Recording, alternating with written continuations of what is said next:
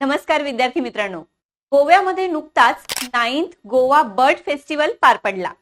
6 ते 8 फेब्रुवारी 2026 दरम्यान पार पडलेल्या या महोत्सवाचं खास आकर्षण होतं ते म्हणजे या सोहळ्याचा मॅस्कॉट म्हणजेच शुभंकर मलबार बार्बेट हा पक्षी आणि दुसरी महत्त्वाची गोष्ट म्हणजे या सोहळ्यात प्रकाशित झालेला बर्ड ॲटलास। 7 फेब्रुवारी 2026 रोजी या ॲटलासचं प्रकाशन करण्यात आलं।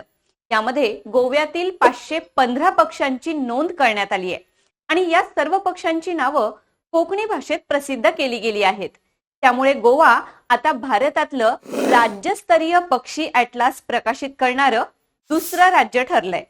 याआधी केरळ राज्याने सर्वप्रथम आपला पक्षी ॲटलास प्रकाशित केला होता जानेवारी 2022 मध्ये आणि हा ॲटलास आशियातील सर्वात मोठा पक्षी ॲटलास मानला जातो। अशाच माहितीपूर्ण व्हिडिओसाठी इन्फिनिटी स्पर्धा परीक्षा अकॅडमीला फॉलो करा। व्हिडिओ आवडला असेल तर लाईक आणि शेअर नक्की करा।